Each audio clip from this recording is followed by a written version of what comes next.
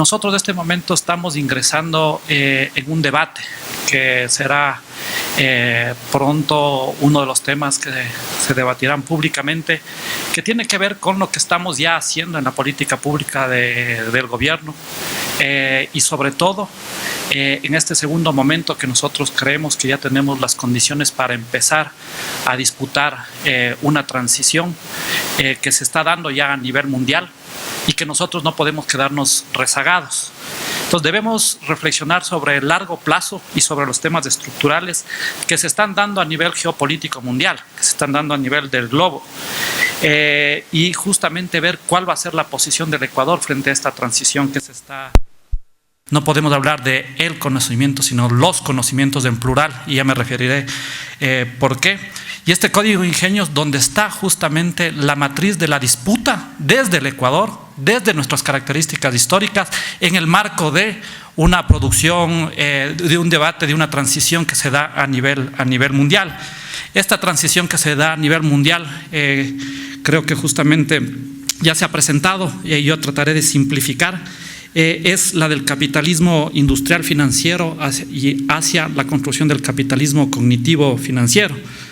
Lo que nosotros tenemos que justamente preguntarnos es qué rol vamos a jugar dentro de esta transición, cuál va a ser la posición de Ecuador, cuál es la viabilidad de tener una posición en el marco de este juego mundial, y cómo vamos a articularnos nosotros políticamente para dar la disputa, si es que queremos dar la disputa, porque realmente el no hacer nada ya es tomar una posición social y política, como lo hemos venido haciendo en este momento durante la historia del Ecuador, que ese no hacer nada justamente es ser parte funcional a un sistema, y un sistema que se está dando una transición. Entonces, en ese marco quisiera yo empezar con una breve diferenciación muy rápida sobre esta transición que se está dando a nivel mundial, del capitalismo individual, del capitalismo industrial al capitalismo cognitivo.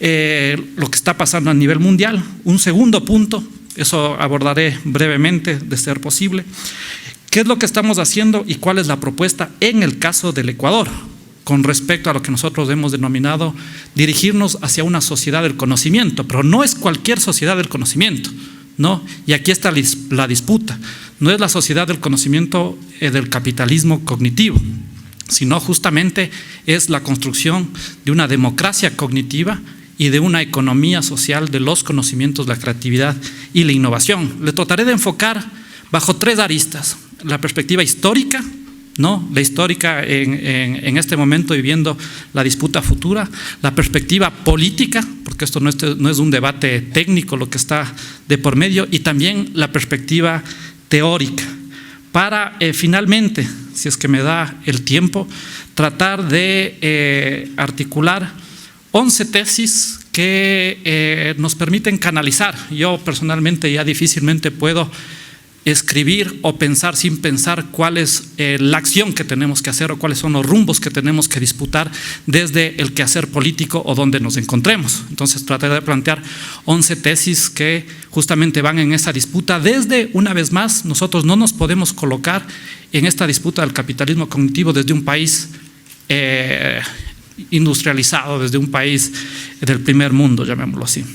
Y quizás, para empezar, algo que simplifica que es un ejemplo muy claro de lo que está pasando a nivel mundial, yo le simplifico en un Twitter que me llegó prácticamente hace un año y que realmente da cuenta de este fenómeno que a veces ni nos damos cuenta y ya somos copartícipes, ¿no?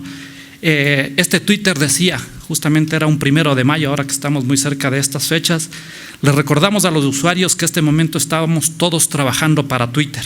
Feliz Día del Trabajador Globalizado, ¿no?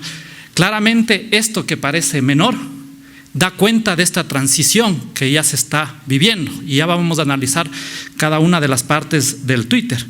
Yo le llamo muchas veces, otro ejemplo que se me viene a la mente es este ejemplo de la fotografía del selfie en el Oscar del año pasado, ¿no? Como que fuese realmente esto una cuestión no improvisada, fue completamente planificada. Yo le llamo este capitalismo cognitivo también el capitalismo del selfie, el capitalismo del prosumidor, justamente que el consumidor es también productor. ¿no? En los cuales se dan ya cosas muy importantes y donde va a haber un rol fundamental de un nuevo modo de producción, presiento, que tiene que ver con este modo de la producción en términos de los bienes ligados al tema del impacto que va a tener la impresión 3D en la producción de bienes manufacturados, y también el tema de sistemas de educación que ya se están dando. Justamente hace un rato, o la semana pasada, enviaba un Twitter de 120 cursos en MOOC, abiertos completamente, ¿no? En donde ya se da otros sistemas también de educación, y en donde, por ejemplo, la innovación también se da a través de micromecenazgos por fuera del sistema financiero. Todas estas cuestiones que estoy mencionando son cuestiones no que están pasando o van a pasar en el futuro, son cuestiones que están pasando en este momento, y son cuestiones que inclusive nos pasan a nosotros mismos. A mí el selfie del anterior Oscar me llegó a los 10 segundos a mi cuenta de Twitter. Se demoró, creo que en menos de una hora ya tenía más de 2 millones de reproducciones, de retweets, ¿no? Entonces, y este tema de estos retweets que no son fortuitos, que es un selfie que te llega al tweet, son temas que al final de cuenta alguien se está llevando esa riqueza, algo se está generando en términos económicos, ¿no? Y en ese sentido, aquí se da un cambio importante en donde justamente pasamos, en términos muy marxistas, la perspectiva de la objetivación científica material, el puesto al cambio en donde justamente se pone a trabajar las capacidades intelectuales y lingüísticas generales de la sociedad en el proceso productivo, y donde lo más importante es la cooperación entre cerebros que devienen como principal recurso económico y auténtico capital fijo. Ahora, justamente esta cooperación de redes pensando, ¿no?, socialmente, justamente es donde se genera el mayor valor este momento, donde se vislumbra que se va a generar mayor valor a nivel de la sociedad. Justamente ayer también veía así, analizaba los 10 más ricos del mundo, pues de acuerdo a Forbes, ¿no? Y de los 10, 7 tenían que ver con algo ligado a temas de información o temas de conocimiento, ¿no? Es algo concreto. O sea, la riqueza están teniendo, el joven más rico justamente es el dueño de Facebook, ¿no? Eso está pasando ya este momento, ¿no? Y ya vamos a ver cómo se da el proceso de producción y generación de riqueza en ese modelo que nosotros de cierta manera también estamos siendo partes a veces sin darnos cuenta. Aquí se da un tema fundamental, se da una separación del tiempo, del espacio, principalmente a través de ¿qué? A través de las tecnologías de información. Las tecnologías de información, las TICs, el Internet, el tema del Wi-Fi, el tema justamente de los diferentes canales comunicativos, son canales de comunicación que canalizan un nuevo valor. Las TICs constituyen los nervios que articulan, en este caso, las diferentes células, los diferentes cerebros que generan un intelecto colectivo, lo que se denomina, lo que Marx llamó el general intellect. Veamos algunos puntos donde se ve esta transición del capitalismo industrial al capitalismo cognitivo. El primero, y voy a mencionar algunos, para que ustedes vean que realmente esto ya está pasando, y aquí deben haber estudiantes de economía. Creo yo que lamentablemente todo lo que dan en las facultades de economía están completamente erradas de lo que está pasando este momento en el mundo, ¿no? Tendríamos que realmente refundar el tema económico, porque lo que está en la base es realmente una crisis del sistema económico, una crisis en términos de cómo se está dando esta transición del capitalismo industrial al capitalismo cognitivo. Estamos en una transición. El primero tiene que ver con la ley del valor, ¿no? La ley del valor justamente en el capitalismo industrial, en donde el tiempo excedente del trabajador es realmente lo que genera valor, es lo que se denominaba el plusvalor. En cambio que en el capitalismo cognitivo, el trabajo en tanto saber social general es el que genera valor, ¿no? Es justamente esta interconexión que se da dentro de la sociedad. Otro tema fundamental, la relación ganancia versus renta. En el capitalismo industrial genuino, llamémoslo así, si es que se puede ver que existe algo así, es no rentista. ¿Por qué es no rentista? Porque su riqueza y motor justamente está en generar acumulación, en generar ganancias. La renta en sí mismo no es productiva. En cambio que en el capitalismo cognitivo es un capitalismo sobre todo parasitario, que vive de las rentas. El parasitismo del sistema financiero, rentista. También tenemos todo el tema inmobiliario, todo el tema de la intermediación. Cada vez más creo que uno de los puntos fundamentales de una propuesta alternativa es intentar eliminar esa intermediación de los capitalistas que se llevan el valor del consumidor y se llevan, en este caso, el dinero del consumidor. Estoy pensando no únicamente en los intermediarios en los mercados, por ejemplo, sino estoy pensando, por ejemplo, en los temas culturales como las editoriales, como los productores de cine, etcétera, etcétera. Los que realmente están capitalizando esa rentabilidad.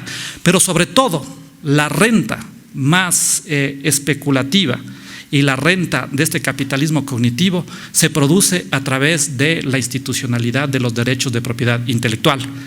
Por eso ya vamos a ver un tema fundamental de lo que estamos planteando aquí en el Ecuador, es cómo disputamos el sentido de la institucionalidad y de la norma que regula la propiedad intelectual en un país como Ecuador en este momento histórico, ¿no? Es fundamental tratar ese tema. Antes la propiedad intelectual, nadie le interesaba la propiedad intelectual. Éramos funcionales completamente a un sistema y de repente de la noche a la mañana resulta que la propiedad intelectual pasa a ser un tema, una temática importante y obviamente al ser importante empieza a causar ciertos miedos en ciertos grupos económicos, más que por el impacto que podamos tener nosotros como país, sobre todo por el ejemplo que se puede dar a través de una construcción de un tipo de normativa como en este caso el Código Ingenios. El otro tema tiene que ver con la relación, la división del trabajo, ¿no? En el capitalismo industrial la división del trabajo se da principalmente entre capitalista y trabajador. En este momento, en este capitalismo cognitivo, la principal relación de esa división del trabajo, llamémoslo así, en términos más abstractos, se da entre saber o tener esa información versus el poder. El que tiene información tiene poder y justamente el que está dentro de una jerarquía, por ejemplo, dentro de una empresa o dentro de una red de generación de conocimiento, que más conocimiento tiene, en este caso tiene mayores, por ejemplo, remuneraciones. Se está dando justamente una nueva división del trabajo. El otro tema, por ejemplo, un cuarto tema es el tema del motor de la economía. El motor de la economía en el capitalismo industrial es las ganancias, la acumulación de las ganancias.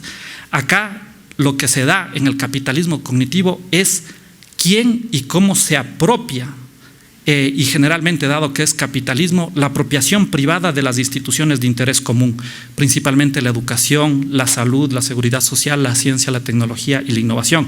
Me detendré sobre este momento porque a veces uno cree que lo que se está haciendo en el Ecuador con respecto a la generación de bienes públicos y comunes de estos derechos sociales no tienen nada que ver con la construcción de la economía social del conocimiento o de la democracia cognitiva. Todo lo contrario. Y ya voy a intentar ahí analizar qué es lo que está pasando y qué es lo que tenemos que disputar justamente. El otro tema tiene que ver con el tema de la coordinación. ¿Qué te dicen los libros de texto usuales dentro de economía? Que en el capitalismo industrial o en la economía el mercado es el único agente de coordinación y el intercambio es natural al ser humano. En el caso del capitalismo cognitivo se da una coordinación social a través de los TICs y no necesariamente está en el mercado y generalmente puede ser también voluntario, generalmente es voluntario, ¿no? La disputa es cómo ese voluntariado, quién asume ese beneficio, ese valor que se genera a través de esta coordinación que está ahí latente, quién se lleva ese beneficio. Claramente un buen ejemplo del capitalismo cognitivo, de quién se está llevando ese intelecto en muchos de los espacios, y es un buen ejemplo porque a veces esto parece muy abstracto, es justamente el Twitter que habíamos mencionado. Twitter, Facebook o las diferentes redes sociales están llevando todo ese valor de conexión, de toda la generación y producción de ese valor agregado que se da a través de esta coordinación y que se da principalmente a través de las TICs. El otro tema fundamental, todos los economistas lo primero que vemos en los textos básicos generales es que los bienes son escasos, que eso es en el capitalismo industrial, y por lo tanto hablamos de un sistema económico con rendimientos decrecientes de escala. Acá lo que nosotros tenemos justamente en el capitalismo cognitivo es un sistema donde se producen bienes ilimitados y donde teníamos rendimientos crecientes de escala. Todo lo contrario, ¿no? Cuando hablamos nosotros de producción de bienes cognitivos, las ideas del pensamiento, la innovación, no tienen límites. Entonces no existe rendimientos decrecientes de escala. Tenemos que luego construirlos como escasos si es que queremos realmente tener una apropiación de ese conocimiento en términos privados, ¿no? Ese es el capitalismo cognitivo. Y me estoy refiriendo al capitalismo cognitivo porque después quiero plantear cuál es la disputa y hacia dónde apuntamos nosotros como gobierno, como país, en el marco de esta transición del capitalismo industrial al capitalismo cognitivo. Entonces, tenemos el tema de la coordinación, tenemos el tema de los recursos, tenemos justamente el tema que se puede generar riqueza no material, cosa que era impensable en el capitalismo industrial y en los libros de texto básico, y que la innovación cooperativa es el núcleo del cambio económico frente justamente a la competencia, y que la riqueza que se construye por fuera se puede construir por fuera del mercado, no necesariamente en el mercado. ¿Qué te dicen los libros de texto clásicos de economía? Que la riqueza está en el mercado, que el intercambio se da en el mercado y que se da a través de procesos completamente competitivos. Todo eso queda anulado en la nueva construcción de un sistema económico completamente diferente. Se puede dar una producción sin depredación, ¿no? Dependiendo de cómo se genera ese conocimiento. El conocimiento en sí mismo puede ser amigable ambientalmente, dependiendo cómo se produce, una vez más, y cómo decanta esto. Y el tema de la no separación entre el trabajador y la creación. En el capitalismo cognitivo, el valor del conocimiento justamente está en cómo se genera el tiempo de escasez o la velocidad de la difusión, a través de qué, principalmente a través del patentamiento, a través de generar monopolios, ¿no? Aquí justamente antes de venir estaba pensando esta cuestión y puse un Twitter pensando en este efecto que se da a nivel mundial, que cada vez que Mickey Mouse se acerca a su cumpleaños, se aumentan los años de monopolio de la propiedad intelectual. Por eso había este movimiento que se ponían justamente de liberen al ratón, ¿no? El Twitter es justamente liberen al ratón, porque lo que estamos nosotros viendo en este momento es que cada vez más todo lo que sea creatividad, todo lo que sea cultura, todo lo que sea innovación, tenemos que irnos completamente hacia la monopolización de eso para que quede en pocas manos y sea lo menos difundido y que la sociedad tenga el menor beneficio. Entonces aquí en el tema de la separación trabajo-creación es un tema que se daba en el capitalismo industrial, ya no se da en el capitalismo cognitivo. No puede separarse uno del cuerpo de la mente. En el otro sí puede separarse uno en una visión tayloriana, fordista, sí se separa del producto que en este caso está trabajando. Entonces, simplemente estos ejemplos doy para que se pueda entender que realmente estamos viviendo una transición del capitalismo industrial hacia el capitalismo cognitivo. Y aquí vale la pena señalar algo que es importante, ¿no? Esto, a mi modo de ver, y lo que han dicho algunos autores, conduce hacia una crisis de civilización. Una crisis de civilización que a mi modo de ver se basa por esta transición, pero por el apogeo del propio capitalismo, ¿no? Existe ¿y a qué me refiero con yo no comparto la idea de que existe una crisis en el capitalismo, ¿no? Existe una crisis en la civilización, pero el capitalismo está muy saludable, y el baremo más importante de cuán saludable está el capitalismo es cómo ha incrementado la riqueza y los ingresos del 1% de la población, ¿no? Y que sí se da una transición, y a veces se confunde que esta transición, porque hay un problema muy fuerte del capitalismo que se le hace muy complicado asir, cooptar ese valor que se está generando socialmente. Ahí sí hay un problema, pero es un problema de la transición. De ahí el capitalismo está vivito y coleando, y como dice Piketty, tenemos capitalismo para rato. Y en ese marco justamente, desde la perspectiva también política, yo creo que la revolución ciudadana puede entrar en crisis si es que no tenemos una revolución radical de las ideas, o si los cambios políticos no vienen a la misma velocidad de los cambios culturales, educativos, mentales y sociales que se están dando ya en el Ecuador. Si es que creemos que tenemos que tener las mismas instituciones o la misma forma de hacer política de lo que realmente una pirámide poblacional completamente joven ya está teniendo otras expectativas y estar interactuando no solo aquí, sino con el resto del mundo, justamente a través de lo que abre en este caso todas las ventanas de oportunidades, el web, o el tema de los TICs o las diferentes formas de comunicación. En este caso, justamente nosotros lo que sabemos que ha atravesado América Latina es que ha habido una crisis brutal de pensamiento, una crisis de ideas brutal, ¿no? Y lo que nosotros estamos viviendo en este momento como Latinoamérica es una crisis cognitiva porque no sabemos qué hacer frente a esta transición y en donde justamente este momento de transición y esta crisis de civilización que creo yo se da por una crisis de la gestión del conocimiento de una manera particular, que es justamente el capitalismo cognitivo, que yo podría simplificar el capitalismo cognitivo para que se pueda entender como aquí en economía se llama justamente la tragedia de los anticomunes, que es la tragedia de los anticomunes, que la hipermercantilización del conocimiento. Una vez más, el conocimiento es un bien público común que no tiene límites, ¿no? La hiperpatentamiento y la hipermercantilización de ese conocimiento lleva a un subuso social. Y esto se da, yo creo, porque aquí sí vale la pena señalar y sacarse el sombrero al capitalismo y más bien reprochar a la izquierda, si es que algo es innovadora, es el capitalismo. Y ante cada problema el capitalismo busca sus mecanismos para salir de ese problema. En cambio la izquierda siempre está más bien en la resistencia y tiene miedo muchas veces a plantear y a equivocarse para ver y también a ser innovador en esa perspectiva. Entonces nosotros lo que estamos frente a un momento de esta transición. Y bueno, ¿cuál es el rol que juega en este caso en Ecuador y cuál es la postura política que nosotros tenemos frente a este capitalismo cognitivo? Claramente el presidente de la República lo ha señalado, que nosotros sabemos y tenemos claridad que el modelo de desarrollo primario exportador y secundario importador no es sostenible para el Ecuador y que tenemos que apostar a construir, a salir de esta economía de los recursos finitos, porque son recursos finitos, hacia una economía de los recursos infinitos. Y en ese marco de esa disputa de la economía de los recursos infinitos, nosotros tenemos dos posibilidades.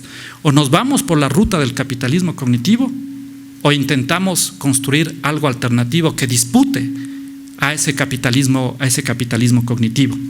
Y esto es importante señalar porque personalmente creo, y quizás voy a explicar muy brevemente, creo que nosotros, si es que entramos en el capitalismo, o sea, que no tenemos la posibilidad de entrar en el capitalismo cognitivo, ¿no?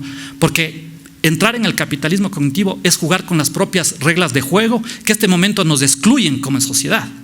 Entonces, si es que nosotros no planteamos algo alternativo, difícilmente vamos a poder entrar en la disputa de esta transición con una propuesta histórica particular para el caso ecuatoriano.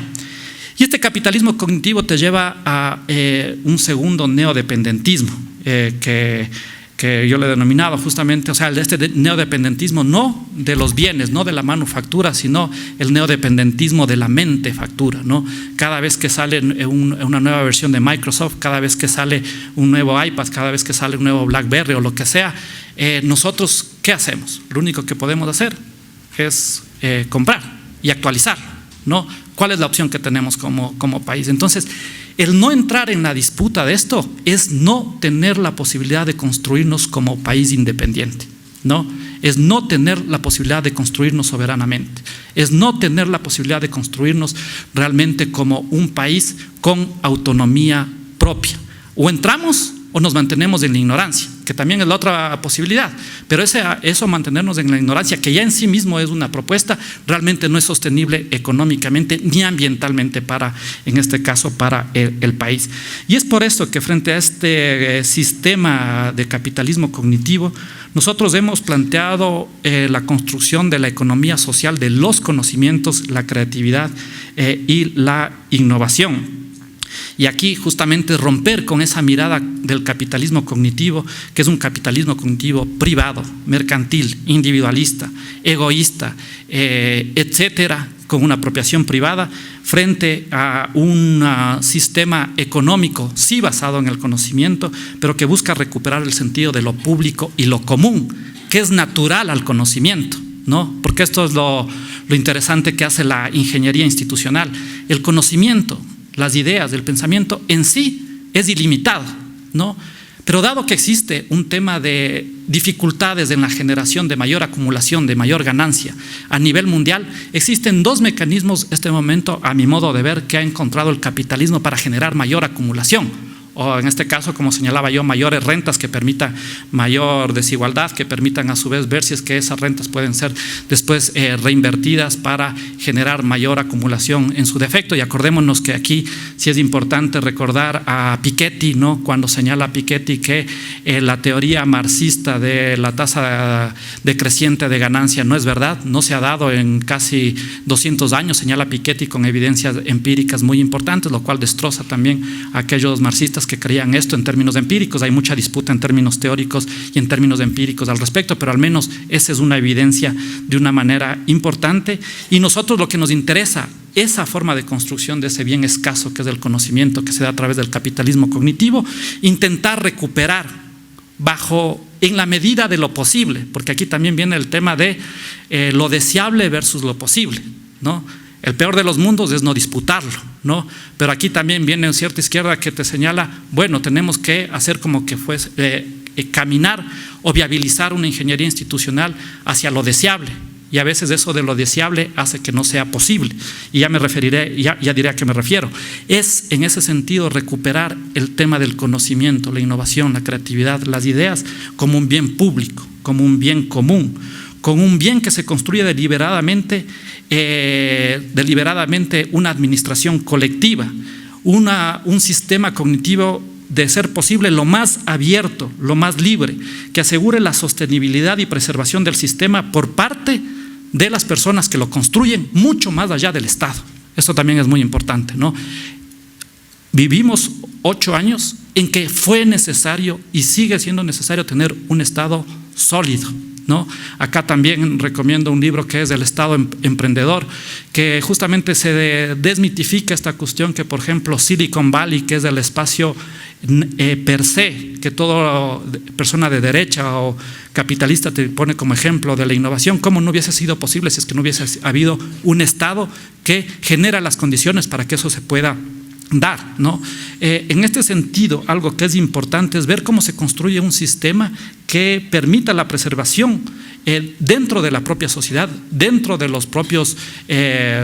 propia comunidad, que es la que genera el conocimiento más allá del propio Estado. Entonces es la recuperación también del sentido de lo común, del bien del conocimiento, pero también la recuperación del sentido de lo público, del bien conocimiento.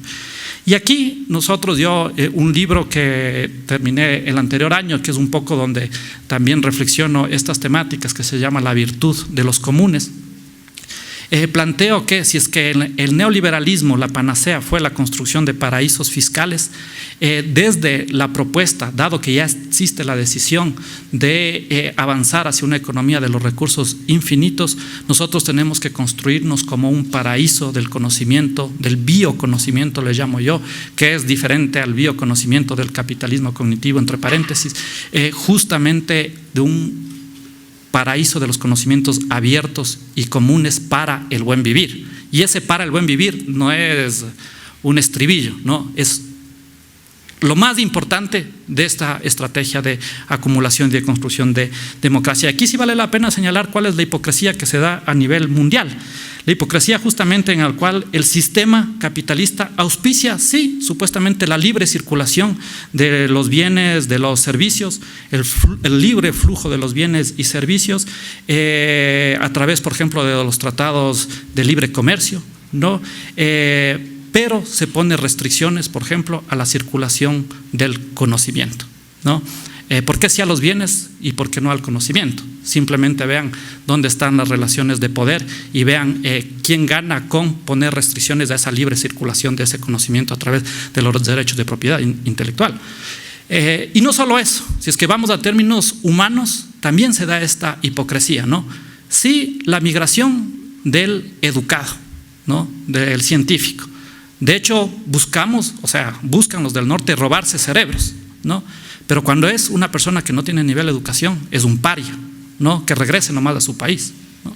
Eso se da a nivel mundial. Esa es la hipocresía que se da a nivel mundial. Y se genera toda una ingeniería institucional.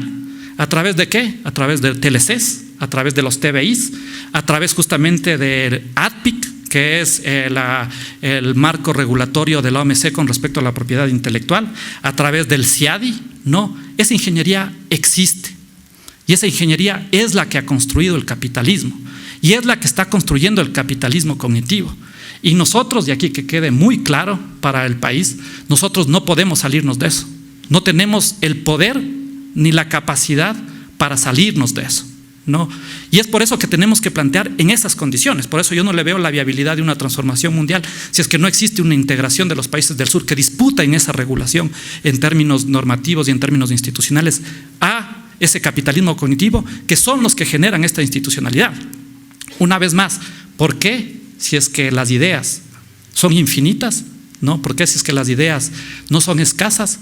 Se genera un aparataje institucional para hacerlas escasas, ¿no? Justamente porque ahí está el tema de la riqueza, y no sé si es que lo mencioné, pero me refería a dos tipos de formas de generar mayor acumulación en este momento. Uno es las ideas, que es infinito, y el otro es el tema del dinero electrónico en términos de capitalismo, ¿no?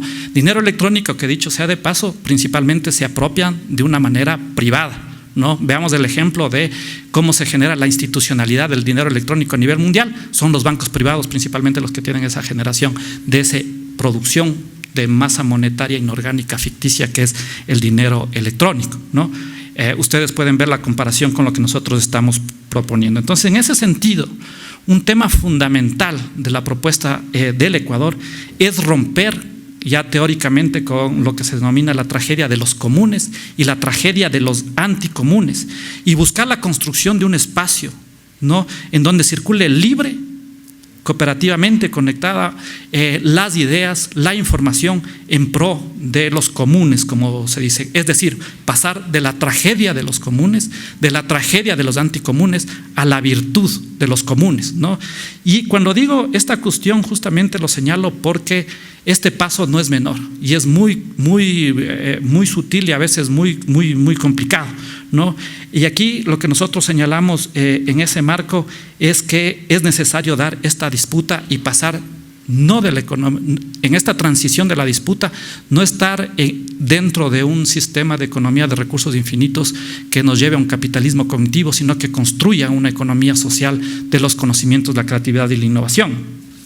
Permítanme también simplificar el tema de qué implica este enfoque teórico y este enfoque pragmático, porque al final de cuenta, una vez más, esto que parece teoría, lo estamos haciendo en la medida de lo posible y estamos planteando un marco regulatorio en la medida de lo posible. ¿Qué hemos hecho simplemente para simplificar nosotros en el tema de este código ingenios que estamos planteando al país? Hemos buscado las flexibilidades, ¿no?, los huecos, los intersticios que te deja este marco regulatorio del capitalismo global para, en el marco de nuestra historia, poder buscar, poder construir sistemas más abiertos, más públicos de generación del conocimiento y de difusión, democratización y apropiación de ese conocimiento para todo el país, ¿no? Eso ha sido el ejercicio complicado. Y dicho sea de paso, fue construida como en principio se busca que sea ese sistema de gestión del conocimiento. ¿A qué me refiero?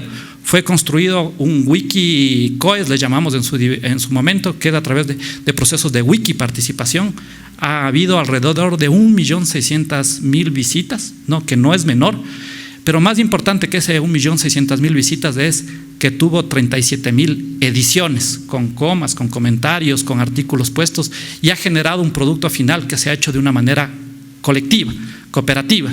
Partimos justamente de la idea que millones de cerebros piensan más que pocos, ¿no? Y así fue construido este código que se está disputando y que se está dando, se va a presentar prontamente y que ya ha sido debatido durante casi 1 año y medio dentro de la sociedad. Nosotros creemos firmemente no necesariamente en la socialización, sino creemos en la construcción participativa de la sociedad. Y el tema fundamental en términos de la ley, en términos de propiedad intelectual, es que se le ve a la propiedad intelectual como una excepción al dominio público y común del conocimiento. Ese es fundamental, ese es el principio general. Y aquí claramente la diferencia entre el capitalismo cognitivo y la economía social de los conocimientos, porque además al poner el conocimiento, generalmente se tiene esta mirada completamente como llama Boaventura de Sousa Santos, en donde se da epistemicidios, ¿no? En donde el que tiene la ciencia oprime a los otros tipos de saberes. Por eso el plural no es menor.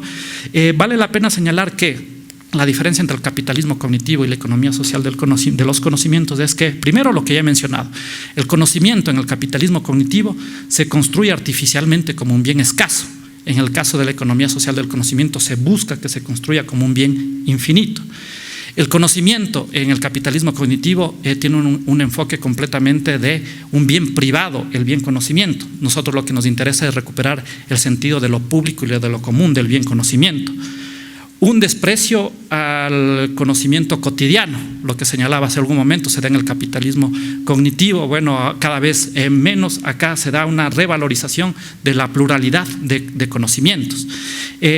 Otro tema fundamental es el tema que en el capitalismo cognitivo se da una supremacía del valor de cambio, es decir, lo que te genera utilidad.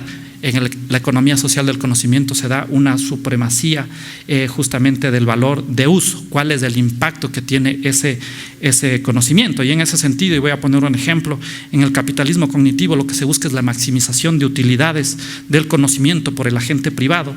En la economía social del conocimiento, si es que cabe el término, se da una maximización de las externalidades positivas del conocimiento dentro de la sociedad. Pongamos un ejemplo muy concreto para que no sea tan abstracto lo que estoy señalando. Cuando nosotros generamos conocimientos de un fármaco, ¿no? Este fármaco en la economía del capitalismo cognitivo es para ser patentable, y que al ser patentable eso genere utilidades a la transnacional, principalmente farmacéutica, ¿no? En la economía de la economía social del conocimiento, lo que buscamos es que ese conocimiento lo que busque es garantizar derechos, el derecho a la salud, el derecho al medicamento, el mayor beneficio posible dentro de la sociedad. Claramente son diametralmente opuestas las perspectivas que nosotros en este momento estamos señalando. En el capitalismo cognitivo, bueno, existe un conocimiento producido colaborativamente, pero una colaboración competitiva, le podríamos llamar así. En este caso de la economía social del conocimiento, lo que se busca es un conocimiento producido de una manera colaborativa, de una manera cooperativa. La propiedad intelectual es exclusivamente privada en la economía del capitalismo cognitivo. En este caso, nosotros en la economía social del conocimiento recuperamos la propiedad intelectual de una manera plural, tal cual como señala la Constitución. Acordémonos que la Constitución señala que la economía ecuatoriana es una economía con mercado, no de mercado, y donde existen pluralidad de economías. Entonces, no solo podemos tener una economía con un tipo de propiedad, principalmente el tipo de propiedad privada, sino también tenemos que dar propiedades de manera diversa, y esto se hablará ya al detalle técnico, en términos de técnica jurídica, se hablarán los próximos días al respecto. Y un tema fundamental, la distribución de beneficio de la propiedad intelectual en el capitalismo cognitivo queda en el agente privado. En este caso, lo que busca la economía social del conocimiento es que se dé una distribución social de los beneficios de la propiedad intelectual. No quiero detenerme en la parte teórica, pero la parte teórica justamente lo que busca es, en economía y en las ciencias sociales se ha trabajado mucho el tema de marcos teóricos que explican mucho los sistemas. Yo siempre digo la teoría es la mejor praxis, y que al final de cuentas estos marcos teóricos sirven también para la intervención a través principalmente de la teoría del free rider, ¿no? La teoría de el polizón, ¿no? La teoría en la cual los bienes comunes generalmente no se pueden trabajar colectivamente, porque siempre va a haber una persona que no haga nada y se lleve el beneficio de ese bien común. Creo yo que es necesario entrar a debatir y a disputar esa construcción teórica de esta tragedia de los comunes y también de la tragedia de los anticomunes, y transformar la tragedia en virtud, ¿no? Ese es un debate que tenemos que tener teóricamente dentro de la academia, y yo planteo en el libro de la virtud de los comunes algunos postulados donde justamente estos principios básicos de Scott Gordon, de la propiedad común de la pesca, o de la tragedia de los comunes de Garrett Hardy, o la misma lógica de acción colectiva de Mark Golson, es necesario disputarla teóricamente. ¿no? Y para después de esa teoría ver cómo se disputa metodológicamente y cómo decanta también en términos ya de acciones concretas a través de política pública o acción concreta en particular. Pero podríamos simplificar justamente que en términos teóricos lo que nosotros tenemos que hacer es pasar de dejar de identificar los sistemas en la que lo de todos o lo común es visto como de nadie, ¿no? Hacia un sistema en lo que lo de todos es visto como nosotros, es visto como construcción de nosotros, para nosotros y construido desde nosotros y por lo tanto es de todos.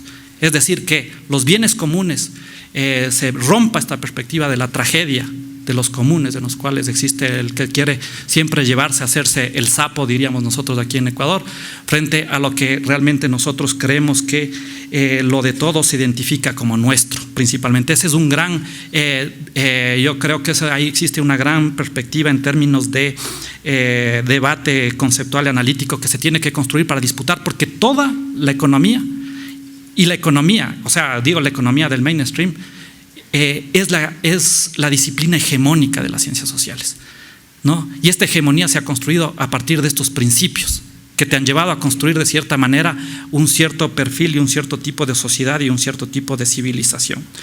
En este marco quisiera plantear algunas tesis muy rápidamente con respecto a dónde está la disputa política y programática también con respecto a la construcción de esta economía social de los conocimientos, la creatividad y la innovación.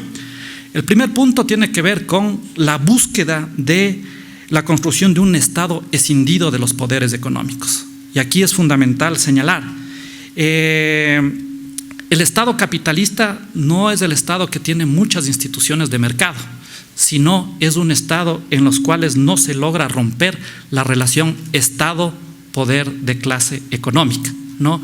Y aquí uno entiende muchas de las veces por qué, a pesar de que les ha ido tan bien en el Ecuador, a ciertos capitalistas detestan a la revolución ciudadana, ¿no? Porque realmente en este momento no toman las decisiones estos grupos corporativos capitalistas, sino toman en este caso el gobierno de la revolución ciudadana. El segundo punto tiene que ver con que la educación, la salud, la nutrición son derechos, son bienes públicos y son bienes comunes y tienen que ser construidos así, ¿no? Y aquí es fundamental también ver lo que está pasando, porque a veces nos olvidamos o no vemos en perspectiva histórica. Y voy a poner el ejemplo de la educación superior. La educación superior, y dado que justamente estos derechos sociales, dado que son el motor de la generación de valor agregado, porque el valor agregado depende de la educación, de la nutrición, de la salud, porque está en el talento humano, está en la mente, está en la capacidad de generación de creatividad. Lo que se busca es que se apropien de una manera privada, y para que se apropien de una manera privada se empiezan también con procesos de mercantilización y privatización de estos derechos sociales. En Ecuador, durante los últimos 25 años, la educación superior, inclusive la estatal, fue mercantilizada y fue privada. Acordémonos de eso, ¿no? Y cuando hablamos de 2 décadas perdidas en el caso del Ecuador, nosotros lo que hablamos es 2 décadas de desacumulación de capacidades de la población ecuatoriana, ¿no?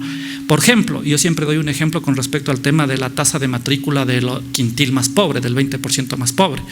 Durante los 25 años de la época neoliberal, la tasa de matrícula del 20% más pobre se redujo a la mitad, ¿no? Y obviamente de cada 10 personas que ingresaban a la universidad, 8 pertenecían al 20% más rico. Nosotros planteamos cuando llegamos, porque fue la revolución ciudadana la que planteamos que la educación superior sea gratuita, ¿no? Hemos incrementado en 140,000 cupos de este momento desde que empezamos el gobierno, pero más importante que el incremento de la matrícula es que se da un proceso radical de democratización de esa matrícula, en la cual más o menos cada nuevo ingreso de universidades del 20% vienen de familias que reciben el bono de desarrollo humano, no solo por la gratuidad, porque dimos el incentivo nosotros, por ejemplo, a que toda persona que viene de una familia que recibe el bono de desarrollo humano tenga media remuneración básica unificada, ¿no? Y si es que saca más de 8.5 sobre 10, tenga una remuneración básica unificada. Mezclamos méritos con democratización. Y este 20% ha hecho que en el Ecuador se vuelva a duplicar en estos 8 años y ya supere lo que teníamos la tasa de matrícula del 20% más pobre en 1990, en estos 8 años, ¿no? ¿Cuál es el colorario de esto? Porque también nosotros tenemos que ver en temas sociales qué es lo que está pasando frente a los resultados de lo que se ha producido. Existe un debate que ustedes quizás han oído con respecto a que la pobreza se ha reducido, pero también señala la oposición que se ha reducido también antes de este gobierno. Y efectivamente es así, se han reducido en los dos periodos. Nosotros a mayor velocidad que el anterior periodo, pero eso no es lo importante. Lo importante es que a más de la reducción de la pobreza en el periodo de la Revolución Ciudadana se da una reducción de la desigualdad, ¿no? ¿Y por qué digo que es importante esta cuestión? Porque en el anterior periodo se da una reducción de la pobreza pero con incremento de la desigualdad, ¿no? Entonces estamos con una perspectiva completamente diferente de lo que implica la construcción de ese pacto nacional que se llama Ecuador, ¿no? Pero ahí viene un tema adicional que a mi modo de ver es el tema más estructural que se están dando y se están cambiando en el Ecuador. El tema de la pobreza o la desigualdad, si es que es únicamente una caída en la pobreza o la desigualdad de ingresos o de consumos, puede ser espuria, ¿no? Puede ser, viene una crisis y enseguida te va a cambiar este tipo de tendencias, ¿no? Algo que realmente da cuenta de que este cambio es mucho más estructural es cuando uno ve que a más de la reducción de la pobreza y la desigualdad de ingresos de consumo ha habido un proceso radical de democratización de los derechos sociales. Me refiero principalmente al incremento de la matrícula del quintil más pobre en primaria, en secundaria, en universidad, al incremento del acceso a la seguridad social, al incremento en el acceso de los más pobres al tema de los derechos de salud.